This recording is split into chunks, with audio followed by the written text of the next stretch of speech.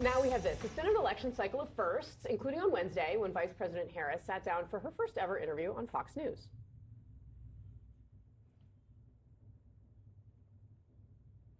All right, we don't apparently have that soundbite, but one of Harris's goals for going on Fox was to appeal to that 50%, looking to draw in Republicans and undecided voters. Is the strategy working? Joining us now, CNN political commentator Michael Smerconish. He's also the host of CNN's Smerconish. Michael, always wonderful to have you on the program. Love Smerconish Fridays.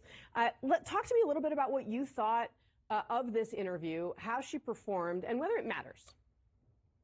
I thought it was arguably her best performance. I thought it was arguably her best interview. And what it reinforced to me was that day when she was still sort of under bubble wrap, going on The View, going on Howard, then doing Colbert at night, I don't think was to her advantage. And it sort of persisted with this impression that maybe she can't handle the give and take. Well, there was a lot of give and take, and she did just fine. Bret Baier got what he wanted out of the interview, and I thought she came out of it looking relatively strong.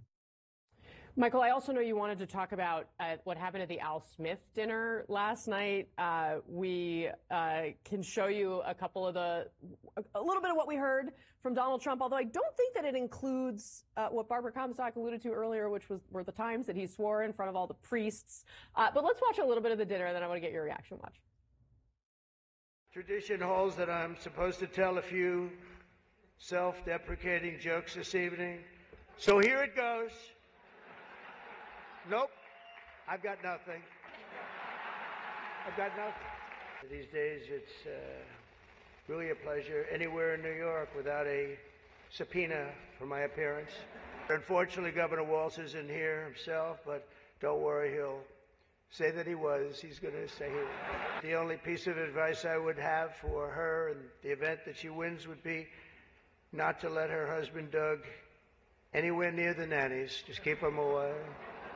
That's a nasty one. Michael, what did you make of the dinner last night? So I've given the props to the vice president already because of that Bret Baier interview. Now let me tell you that I think that she blew it by not being there. She should have been there. Humor can be such an effective political tool. I thought that Donald Trump misread the room. I thought that he was undisciplined and mostly unfunny. That editing of what you just showed was very sympathetic to Trump because those were his absolute best lines. And in most other instances, he just missed the mark, and it was cringeworthy, and it was unnecessarily nasty. He blew an opportunity as well to come in, pay respect to the Cardinal, be funny, keep it above board. He should have taken a page from Jim Gaffigan. Gaffigan was hysterical and set the right tone for a night like that.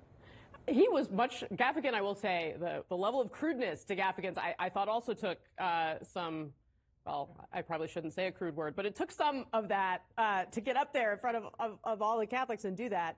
But fair enough. I mean, the sort of meanness to what Trump had to say stood out to me as well as a little bit off for the forum that he appeared in. Finally, Michael, I want to ask you something that I started to talk to Barbara Comstock about, but there is this closing message ad from the Harris team that basically raises the question in voters, or it's designed to raise the question in voters' minds about whether or not they are ready for another Trump term, to kind of stoke the fear, to make them remember what it was like when he was president for 4 years. And Ron Brownstein writes that Kamala Harris's fate in the remaining weeks of the campaign may turn on whether she can shift the attention of enough voters back to what they might fear from a potential second White House term for Donald Trump. He writes that, they had been focused on reassuring voters that she had the experience and values to serve in the Oval Office. But the consensus is Harris is failing to deliver a sufficient warning about the risk Trump could pose to American society and democracy in another presidential term. Are the Democrats that Ron talked to right? So much for joy.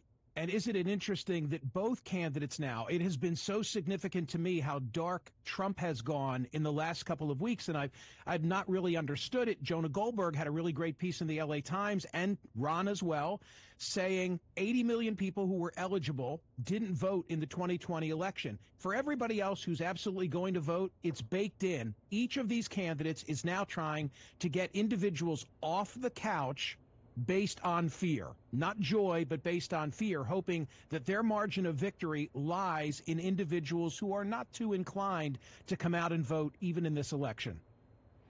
All right, Michael Smerconish for us this morning. Michael, thank you very much. Nice. And for all of you, don't forget to tune into Smerconish tomorrow morning, 9 a.m. Eastern, right here.